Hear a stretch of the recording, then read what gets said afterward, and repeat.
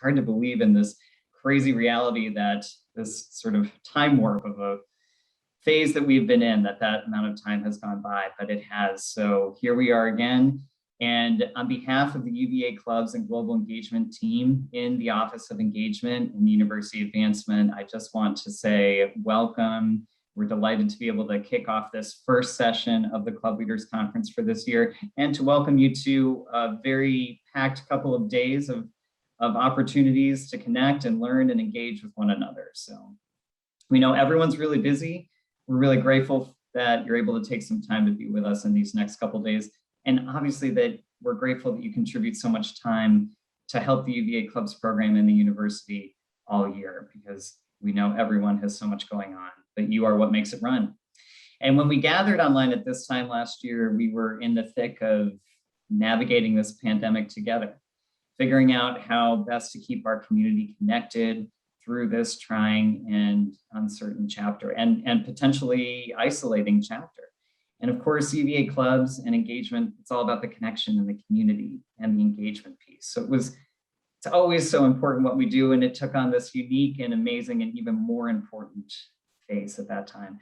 So amazingly, the pandemic shutdowns began 18 months ago, which is hard to believe.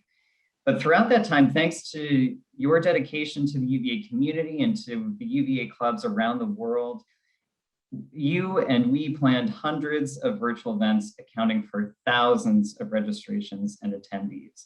So let's just start with that, and a huge thanks and congratulations and round of applause to all of you, because it is an incredible feat and something that we all can be really proud of, because so many who's around the world were able to feel that connection in that community during this time.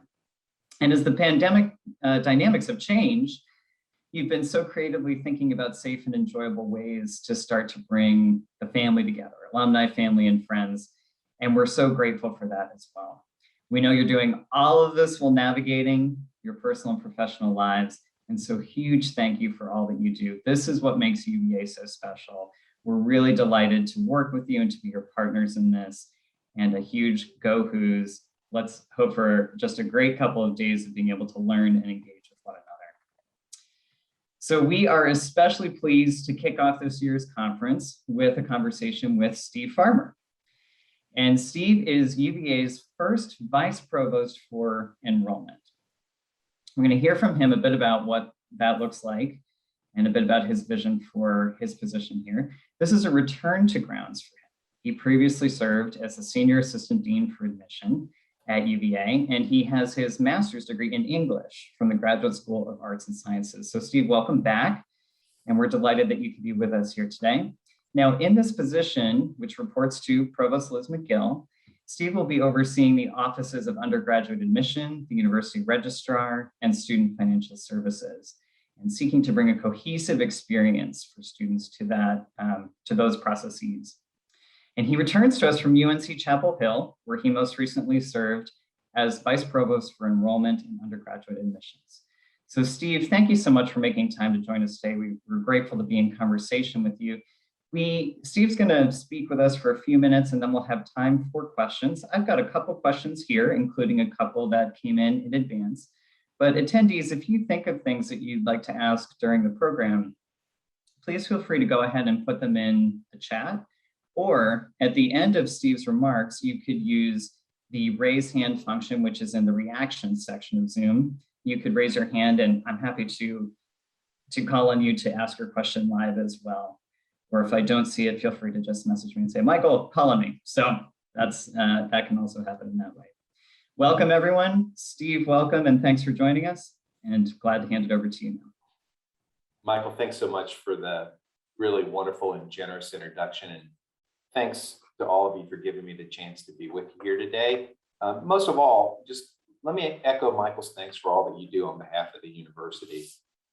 You know, I'm quite sure you all have too much to do on even your quietest day.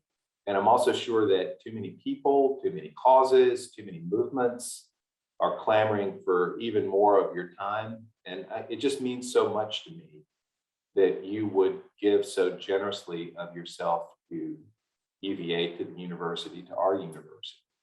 I'm just more grateful than I can tell you that you've chosen to lead and serve in the way that you have.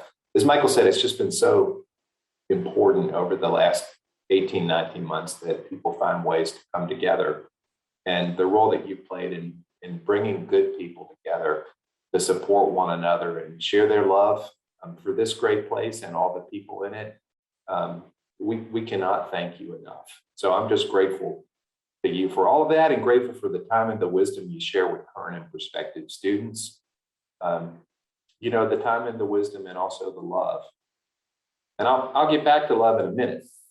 But before I go there, I hope you'll forgive me for talking just a little about the last month here on grounds. It's really been an exciting time here, I think, for all of us. And it's been just an especially exciting and poignant one for me. The last month here has reminded me, although I didn't really need to be reminded, that this is just an incredible place, and that we are lucky, and I'm lucky to be surrounded by so many wonderful students. I was here in January. I started working for the university again in January. When I got here, it was a bit of a ghost town. I was living on grounds, actually in a little apartment on grounds. And it was fun, but on many days, it felt like I was the only person here. I felt like I was stranded on a deserted island. And then students came back, but we were in a pretty tough COVID environment. And so it was really hard to get to see students face to face and talk with them and just learn about their lives. And so it was really just the start of this academic year, the start of this semester, where I really felt at home. And I really felt as though I was back at the university. And a month ago tomorrow, one of our new wonderful students, a new first-year student, stopped by my office just before she moved into a residence hall. And she stopped by because I'd written to her in March to tell her we really hoped she'd enroll. I sent notes to all of the Native and Indigenous students we had admitted, and this student happened to be a Native student. And she actually chose UVA as an out-of-state student. She came and joined us. And now she was stopping by to say thank you. She had her parents in tow. And after she'd finished giving her dad a really hard time about overpacking, and that was complete with a show and tell moment, she brought out a photo of all the boxes that he had made her bring, or at least that was her story. She told me she had decided to go out for women's rugby. And the very next day, as I was walking home across Mad Bowl, I looked up and there was the student out running around Mad Bowl trying out for women's rugby. And it just felt like the coolest thing that this person had come all the way around the country, across the country, had given us a chance to win her heart, had thrown in her lot with us. And now here she was, running around going out for women's rugby. The next week, by the way, her dad wrote to me to say that this student was loving her friends, loving her classes. And he also made a point of telling me that, oh, by the way, he hadn't overpacked after all, because his daughter had just asked him to overnight a few more boxes of gear to her so that she could also go out for the club lacrosse team. And that just reminded me, if it's great as a parent to see your child get off to a good start in college, it is almost as great, maybe it's even greater, to be able to say, I told you so to your child, even if you can only say it to yourself or to some random administrator you just met the week before. So the same day I met with this student and her parents, this wonderful student and her parents, I met with another new student, a transfer student from one of the great community colleges here in Virginia. And this young man he's an incredible person. And he has been through too much in his young life. He has endured more than I will ever have to endure. And honestly, I don't think I would have lasted a day walking along the path that this young man has had to walk along for most of his life. I'd met him because once we admitted him to the university, he needed money. He didn't have two nickels to rub together. And he hit some snags with his financial aid. He was worried that he wouldn't be able to enroll. So because part of my job involves working with student financial services, as Michael said, I connected him with a great team in student aid, and they found a way to help him financially. So the student was squared away financially, but now he was late registering for classes. He was worried he wouldn't get the ones that he wanted.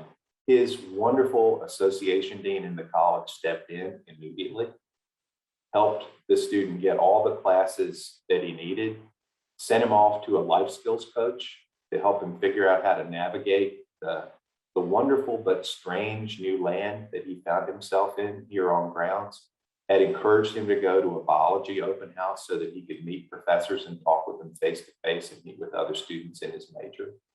That happened right away. And then our friends in Housing and Residence Life stepped in. They found him a last-minute spot in the residence hall. And I've heard from this student since then. He says his roommates have just been great to him. They've been really friendly to him. They've helped him learn his way around grounds.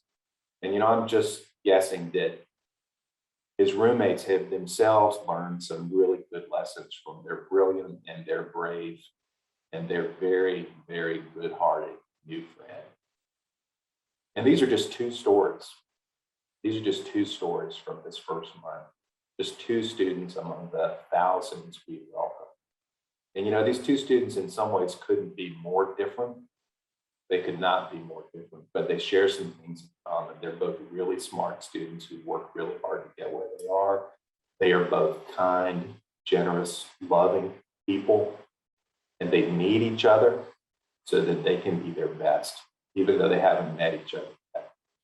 Students from different backgrounds who travel different paths to the university, they make each other better, and they make all of us better, in fact, and they sure make me happy for what that's worth. And they make me grateful to be back at UVA. So thanks for letting me talk about that a little bit. I think about those two young people and so many more so often. And they're the reason why I'm here, for what that's worth. Michael asked me to talk just a little bit about what our priorities are in enrollment. And Michael already told you the strange creature that is enrollment. You know, there was a time when offices like our three offices didn't really work together. And there was a time on university campuses or on this university's grounds where we didn't need a structure to coordinate the work of three offices. They just did their work on their own. But more and more at universities like ours and at colleges generally, offices like the three I work with are working more and more closely together and more closely with others on grounds, because there are things that we can do together that will improve the lives of students and really strengthen the experience and the success of students from their very first interaction with the university. And so that's what we're trying to do. I think we have a great opportunity here in enrollment. Our three offices, we have a chance to work together in ways that will really advance the mission of the university, and I hope in the long run make you proud, because it is important to me not only that we serve our students well and we facilitate their success and inspire them, it's also important to me that we make you proud. I promise you that our top priority will be to care for students, as I said, from their first interaction with the university through finals weekend and beyond. And I promise you that in all we say and do, we will do our best to prove to students that we love them. There's love again. That we love them, that we see the best in them, that we want the best for them. I promise you we'll do that. We won't do it perfectly. We will fail. We'll get tired. We'll take our eyes off the ball. We'll be human, as humans always are. But caring for students, loving them in this way, proving to them that the university is on their side, that will be our first priority always. And when we fall short, I hope you tell me so that we can circle back and try to make things right. When we care for students in this way, we'll be in a much better position to compete for them, to compete for their loyalty, their hearts, their minds. And competing for students is another priority of ours. We will compete for students. We will compete for students who will make you proud. The university needs talented students from all walks of life. We need smart, hardworking, good-hearted students who themselves are willing to see the best in one another and help each other grow stronger day by day. Those are the students we will seek, and those are the students for whose loyalty we will compete, and we will do it in the smartest, best way that we can. And finally, we will collaborate joyfully with colleagues across campus, with you, with other friends across the Commonwealth and beyond, so that together we can help all of our students make the most of their gifts and their time on grounds. And so that together we can give really remarkable young people from different walks of life, no matter where they were born, no matter what opportunities they've enjoyed to this point, so that we can give all these students every good and truthful reason to think hard about coming here. And not only having their own lives transformed, but transforming the lives of other people they'll come to know and they'll come to love. So those are our priorities. Just a few more things, if I may, then I'll be quiet and I'll be glad to take your questions. Michael asked me to share a few thoughts about what I think you all can do to help. And I should say, first of all, I don't feel like I have a right to ask for your help because you're already doing so much help. You know, every time you are the wonderful people you are to prospective students and their loved ones, every time you care for them in your community in the way that I know you always do, every time you are who you are already helping. You are leading and you are serving. And listen, that's enough. That's enough. But since Michael asked, I have a few other ideas. I think you as club leaders, you can help our prospective students, you can help the university by sharing your stories. And especially your stories about people you met at UVA you never would have met otherwise. And you know, if we have a chance to talk about this a little bit more, I'll explain why I think this is important. But I think it's very important that we tell stories to students that help them understand that life at UVA is life in life here is life lived alongside other people who deserve our trust and our respect and our love, and who are both willing to receive our best and to give their best in return. And you know, I think it's a tendency of schools to tell stories of exemplary individuals, especially where students are concerned. Here's the student who did A. Here's the student who cured cancer. Here's the student who won a Nobel Prize at age 18 and earned admission to the university. There's a tendency, and an understandable one, for us to celebrate the achievements of individual students, and we should celebrate the achievements of people. But it's a more compelling story to tell the stories of those students within the community that gave them strength, and alongside the students who inspired them and kept them going when their energy was flagging, when their faith in themselves was failing. It's better to tell stories of students in community than to tell stories of students one by one. And it's especially helpful to young people, I think, when we can tell them stories about the people we knew as students here we never would have met otherwise. The people who came from places that were so different from the places we came from, who nevertheless became our fast friends, and who were the ones who saved us, or the ones who let us save them. In the way that we do with one another when we live in a strong community of trust. So I hope that you'll be bold about sharing your stories, especially when the stories are stories of life lived in a wonderful community alongside people who came here from different backgrounds and along different paths. I also hope that you will reassure students, and listen, I have to earn this from you. We have to earn this from you. But I hope that in time, you will reassure students that we will do our very best for them. And when I say we, I mean all of us in enrollment. So the admission office, we will do our best for students. Student financial services, we will do our best for students. The registrar's office, we will do our best for students. We won't always be able to give students the answers that they want. We won't always be able to give them the answers that in a better world they'd receive.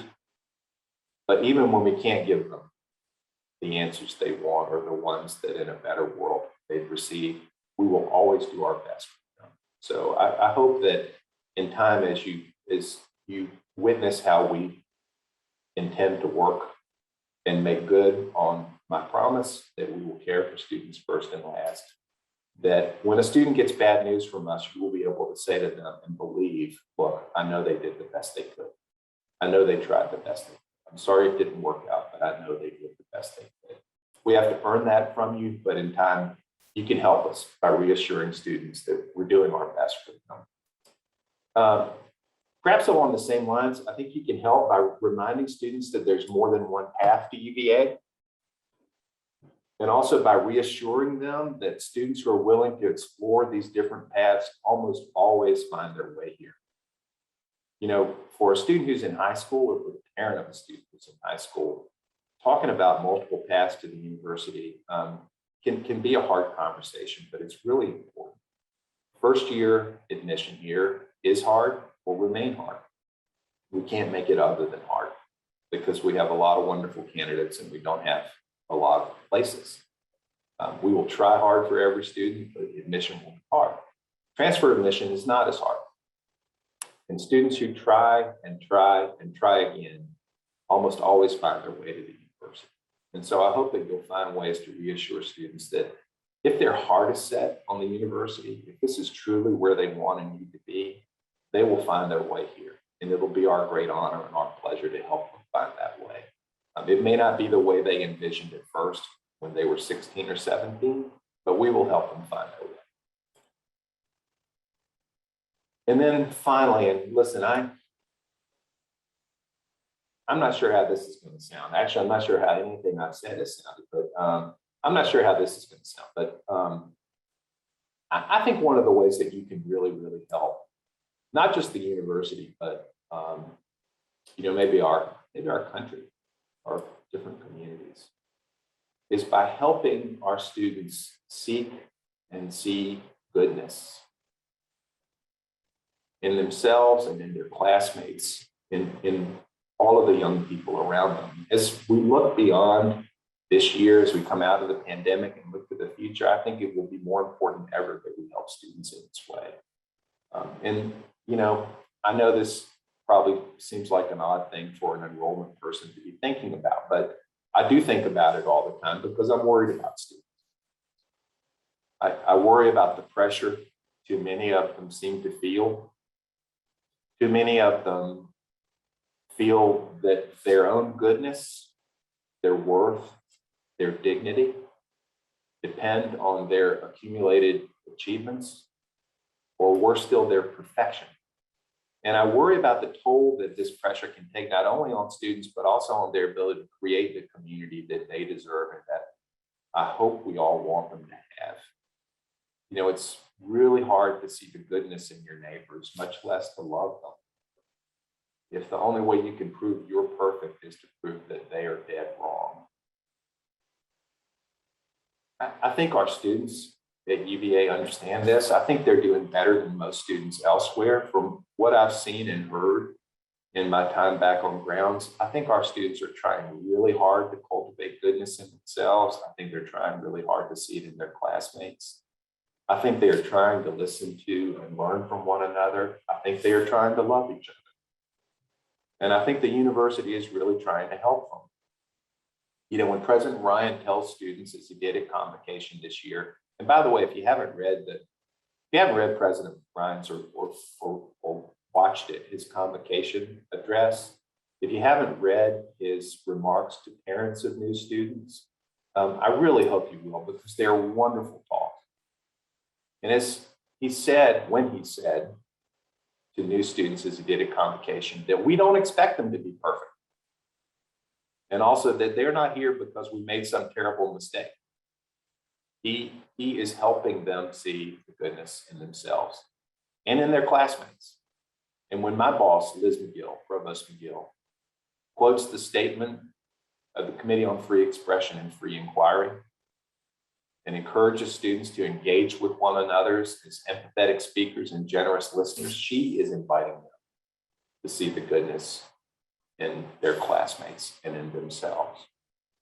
Yeah, I think enrollment has a role to play in this too. At the very least, we can avoid suggesting to students and their loved ones that we expect perfection, or that admission, for example, is inevitably some kind of cruel zero-sum game, you know, a war of all against all. But honestly, we can do more than that. We can talk up the students always. We can prove that we see the goodness in them, even when they have a hard time seeing it in themselves. We can connect students with the gloriously imperfect students who have come before them. the gloriously imperfect alumni who are in this room, perhaps, and also the similarly complicated students who will someday be their friends, their best friends. And, we can choose students who seek not only achievement, but also goodness in themselves and in others, and who are willing to be the empathetic speakers and generous listeners that their great and good classmates deserve. So I think you can help us.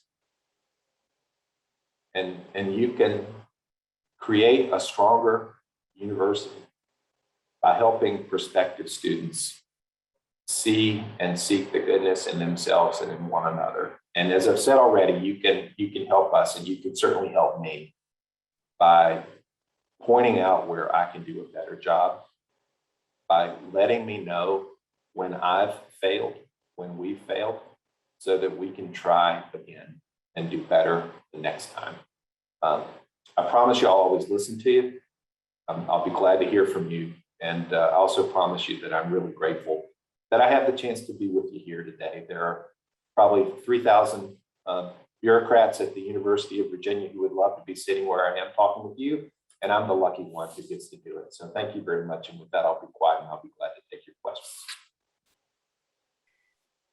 Steve, thank you so much. You said you weren't sure how that was going to sound, and it sounded fantastic. It was really very meaningful and very interesting as well. So thank you. And I do highly recommend, I want to echo your recommendation about the President Ryan's convocation speech, which we've sent around. Just a phenomenal speech. I've read it a couple of times. I've sent it to a couple of folks, UVA and non-UVA, just because I really do agree with you that I think that message is so strong. He does mention that there are some unlucky folks who aren't Yankees fans. So I am not a Yankees fan, but we're all Who's fans. So we can go with that one on for that particular thing. So Steve, let me ask you, I think it really came across in your remarks here. Provost Liz McGill described you when you were coming on back to the university as a visionary and compassionate leader, which I think absolutely came across in your remarks. And one of the things I'd be interested to start the conversation with is this a sea change in higher education of this more compassionate, holistic view of enrollment and admissions? It seems like there's an older view of sort of, particularly in competitive college admissions, of an applicant who would be lucky to have his or her or their offer to attend a school accepted, and that was the terms of the deal. And you're talking about this much warmer and more holistic and inclusive approach. Is this a UVA thing? Is it a higher education thing? Where does that stand? Gosh, that's a great question.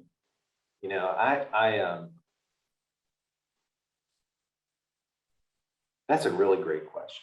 I think there are a lot of wonderful people working in enrollment and admission and student financial aid. I mean, people across the country in different jobs, people don't take those jobs because they hate students or they're trying to do harm. Nobody does that. So I have a lot of great colleagues at different places. And at the same time, when you look across the landscape of higher education, it's hard not, you can't miss places where we can do better. And a lot of those places involve how we recruit and admit and aid and enroll our students. And again, I'm not talking about UVA now, I'm really talking about higher ed in general. The processes can be really complicated, they can be hard to understand. And that's evidenced by the fact that families who can pay someone to help them figure out those complicated processes often do pay, and pay handsomely. That it shouldn't be that people need to do that. It should be able to navigate without having to have that kind of support. And even worse, some of the things that we ask students to do or that students think we're asking them to do, they're not particularly meaningful, and they distract students from things that matter more. For example, every minute a student spends preparing for the SAT or filling out yet another form to get her financial aid squared away is a minute that she can't spend doing other things that would really be better for her in the long run. Studying the Constitution or learning how to write or practicing the banjo or just getting some sleep. And I've already mentioned, I think students feel too much pressure. and it's just tough on them. So I don't know whether this is a sea change across higher ed. My own take on this is that the way that we're going to approach this is consistent with the values of the university and consistent with the ideals of the university. And I hope that's the case. That's certainly the place I want to serve. That's the place I experienced when I was here before. And I hope I haven't misread it, because I think that's the place that we want to be. The other thing, and this is just being cagey about it, this is about competing. I think what a lot of other universities fear the most is a really loving University of Virginia. And again, I do want to care for students, and that's our first priority, but I also want to win. And we want great students here who will make each other better. And our competitors won't be happy as we grow more loving, our competitors will grow less happy. Win by loving. I love it. I should remind everyone, if you have questions for Steve, please feel free to put them in the chat, or to raise your hand using the raise hand function in the reactions button. And I'm happy to call on you and to bring these up. Let me ask another one before I turn to those, and you mentioned this a little bit broadly about why people go into the work that they do. And so what motivates you to do the work that you do? Well, thank you for that. I love my job. I mean, I've loved working in this line of work ever since I started. And I've been really lucky that I've worked for schools that have had kind of an expansive view of what my work could be, our work could be. So one of the things I like about my work is that I get to do things that nobody else in my line of work gets to do, that really benefit students, and that really help transform people's lives. So, I don't think I had a great experience at my previous school. I was there for 21 years, and I won't talk about it, but I always felt like I had the freedom to do the right thing for students there. And I feel like I have the freedom to do the right thing for students here. And so I'm motivated by doing the very best that we can to do right by incredible young people. And the other thing I'll just say too, I think there are great young people all over the place. They are all over the place. They're not clustered in one place. They don't go to one school. There are incredible young people everywhere. It's just harder to find some of them than others. And I really, I like the idea that we can help young people who don't yet know how brilliant they are see themselves as we see them. When we reflect back to a student who hasn't had the chance to see herself as a genius yet, the sure fact that she is a genius or will become one, that's a pretty cool thing to get to do. So I really enjoy that. Yeah, that's fantastic. Thank you. We have a question in the chat from Hongwu, who is one of the leaders of our UVA Club of Seattle. And it speaks to an issue that has been in the higher education news a fair amount about UVA, but about universities like UVA. And so I'll read from the chat. Being part of the Asian community, Hongwu asks, how to respond to comments like UVA and other elite universities believe Asians are overrepresented in the student body. It's therefore easier for them to be admitted, especially when many Asian candidates are from immigrant families who do not have the social network to facilitate well-roundedness. And I know this has come up a bit in higher education admissions broadly. And do you have any reactions to that particular issue? And we can talk a little bit about, I know diversity, equity, and inclusion is important to you in your position here and in your past position too, Steve. So, well, thank you for the question very much. And I'll just say first of all that I wouldn't swap out any student at the University of Virginia for any other student anywhere. As I've said already, we're lucky, we're blessed to have the students we have. I don't think anyone is overrepresented in diversity. I think we have a thriving community that's made up of people who are in their places here fair and square.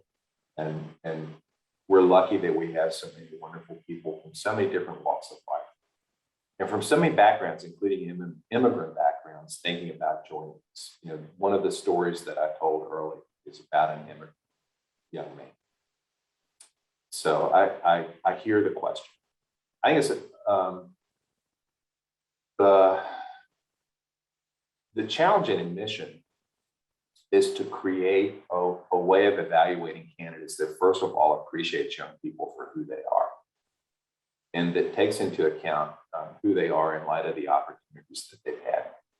And so I really appreciate the point about social capital and also appreciate the point about the stakes for some students in the classroom are higher than the stakes for other students because of the paths that their parents have traveled to get to the place where they are, or because of what's riding on the success of the young person. And the last thing any university should do is penalize a student for being a really good student, because the hopes and dreams of the family are riding on the shoulders of this.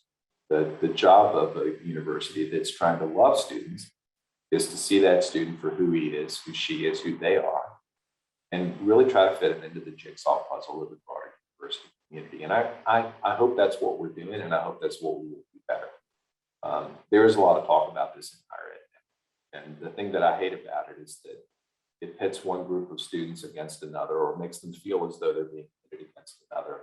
I don't think any student deserves to feel that way, and I feel badly that we've made them feel that way. As I said earlier, it's easy for students to feel as though admission is a war of all against all, and that someone else is getting in means that they're not getting in. And I hope we'll find different ways to talk about this and different ways to think about it. And again, I hope we'll have the structures in place to prove to students that that's not the way it works. Thank you. Excuse me. Thank you so much for that. Lydia McVeigh, Virginia Club of New York. Would you like to, I see your hand is up. Would you like to unmute and ask your question? Yes, of course. Thank you so much for your talk. And I really appreciate the integrated approach that UVA is taking to enrollment, admissions, financial aid, all of the above. Sort of related to that integration, I was wondering if you had any plans to integrate with the academic division, specifically for underrepresented, first generation low income students, because I know once they're in, then there's challenges about how to, thrive in the competitive academic and social club environment of UVA. So I was wondering what your plans are for that. Thanks for the question, Ms. McVeigh. It's a great one, really. And I'm glad you brought it up because part of my job does involve working with colleagues around grounds to help students thrive once they're here. And I really appreciate you using the word thrive. You know, I think our aspiration for students, our hope for students, our commitment to them should be more than just a commitment to their survival. I think we owe students the best experience that they can have and that we can provide for them. So I'm in regular contact, almost daily contact with folks in the schools, with student affairs. I think student affairs will play a critical role here. We have a wonderful new vice president for student affairs, Robin Hadley, who I think is going to make a big difference here. There's a lot of work already going on in the schools. I'm assuming that you all have heard at least a little bit about some of the efforts to re-engineer, to redesign gateway courses to make sure that all students are learning more than they have been learning, and that the inequities in learning across different student groups are closed equitably. These are really important initiatives that faculty members are leading right now, and they're leading to stronger achievement for all students. So just to be clear, the re-engineering of courses doesn't lead to different assessments in which all students get most points, just more points just because we're trying to get everybody higher grades. That's not what the re-engineering is about. The assessments are the same, the standards are the same, the outcomes that we expect of students are the same. What we're changing is how we teach so that more students will do better, so that more students will improve their performance and be ready for the next course that they need to take in order to make progress towards the degree that they want to earn. In time, that's going to make an enormous difference here for low income, for first generation, for underrepresented and other marginalized students. It's going to have a big impact. And by the way, again, it's going to lead to better learning for everybody, not just for those students, but for everybody. I think, one of the things that's really important for us, and I saw this at my previous school too, is that when students are struggling, the ethical thing for a university to do, the moral thing for a university to do, isn't to say, hey, what's wrong with these students?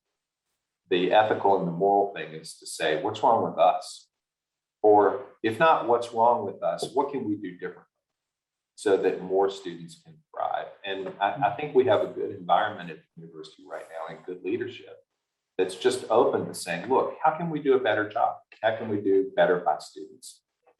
If we do this or that or the other, we'll have more students thriving. And won't that be good for everybody? And yes, it will be good for everybody. So we're on this. I'm glad to be a part of it. I hope we'll make progress over time. Thank you, Steve. Paul Corbin from the UVA Club of Baltimore asks, how has COVID impacted the whole landscape that you deal with? Applications, acceptances, student life, finances. What's the up to the minute as we start the new year? Well, how has it affected all of that? I think I was talking with a prospective student this morning, and just a wonderful, wonderful young person. And this person said, I lost the last 3 months of my sophomore year. I lost most of my junior year. I'm back now this year. We're wearing masks in the classroom. It's just been strange. Everything's been different from the way that I expected it to be. And she said all this with a smile on her face behind her mask. Her eyes were smiling anyway. So I think all of our students have a sense that they've lost a lot. And I think trying to figure out how to cope with the loss, how to figure out how to bounce back from the loss, to process it, to make sense of it, and to make something good of it, I think has been the work of our community and of high schools and families across the country ever since COVID began. And I think that's changed the way that students think about themselves. I think it's changed the way that they write about themselves. It's certainly changed the activities they've been able to be involved in while they've been in high school. So all of that's different now. What the result of all those differences will be, I don't know yet. I think there was a lot of talk before the semester began, what will our first year students be like this year, having basically lost their senior year of high school? There was also a lot of talk about, what will our second year students be like, having lost the experience of being a first year student in normal times at the university. Honestly, I think it's gone extraordinarily well. I think students have really risen to the challenge. But the honest truth is, it's probably going to take us a year or 2 or 5 before we figure out what the long-term impact will be. As far as applications, acceptances, enrollments, just the numbers, I don't think COVID has made a big difference for us. I think we had another good year last year in terms of applications. We had a really good year in terms of who said yes to us. We have to recruit students differently. We were not able to welcome anybody to grounds last year. And just think about the difference that being on grounds makes to a student in making up her mind, his mind, their mind. So we lost something there. We still enrolled a great class, but we lost some students we probably would have enrolled otherwise because they just didn't have the chance to come and see that the university was a welcoming place. We have been welcoming students back to grounds for tours since June, thanks to heroic efforts really on the part of the admission office and student tour guides. We have hundreds of students on grounds, prospective students every day. We've got a big program coming up on August 1st and 2nd for Latinx students, and another program for Black prospective students, Fall Blast and Fall Fling. We're really, really excited about those. We couldn't have them last year. So yeah, it was different not being able to recruit people in person, and we're hoping for better times this year. Something that you said about not being able to come to grounds really struck me, because I know that several of the folks on this meeting, Steve, are involved in hosting and organizing student send-offs every summer for incoming first years as they get ready to come to grounds. And they are wonderful affairs. They're probably my favorites. I mean, I'm a guy who always, the thing I'm at is my favorite, but they're terrific. And in the ones that I was at this year, I was speaking with students and parents, and I almost kept forgetting, even though I shouldn't have, that several were moving to grounds and that was going to be their first time going. They had applied and accepted, and they had done some virtual, and they were grateful for those things, but they hadn't set foot on grounds. And that's a very different type of experience, really, isn't it? Vastly different. So, you know, so I met, thank you for that, Michael. I met with the family on grounds on Sunday, and they went home and they said, we couldn't believe it. We just couldn't believe it. And they were walking around with a student, and the student just has friends, and so people were walking up to them as they were walking around with the student, and so they got a feel not only for the beauty of the place but also for the friendliness. They went on, the mom sent a note and said, I just couldn't believe how funny everyone was. I couldn't believe their sense of humor. It's hard to get sense of humor on Zoom, and it's hard to get sense of humor from a video or sense of humor from something that we send people by email or in writing. So there's so much that you just can't get unless you're walking around grounds and seeing people interact and seeing their body language and hearing what the conversation is like among students, especially. So we're just glad we've had some of that so far this year, and we hope that we have even more as the months go on.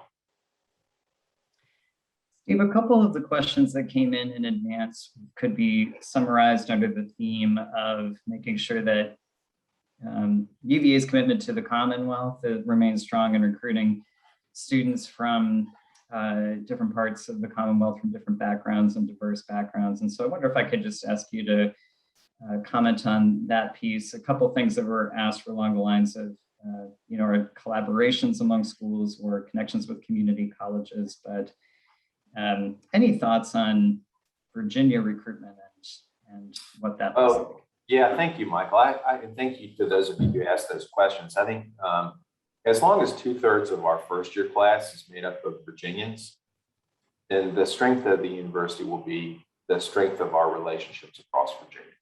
And that doesn't mean that we don't care about students who come from elsewhere, because we do. And it doesn't that we don't want incredible students from all over the country and the world, because we do. But it's just, that part of it's a matter of math. The deeper part of it is the university's identity. It's the University of Virginia. And it's the University of Virginia. And so I've said to people repeatedly, unless we're serving the Commonwealth, we're not doing our jobs. And I do think in enrollment, we serve the Commonwealth in different ways. So one of the ways is by recruiting actively in communities, from one end of the state to the other, and from the top of the state to the bottom, and at every point in between. We have to do that. We serve the Commonwealth by really making a point of trying to get young people from across the Commonwealth to come and visit us. I think we need a concerted effort to get more students to come to grounds in the summer, on the weekends, when they can try the university on for Saturdays, in the way that we were just discussing, Michael, a minute ago.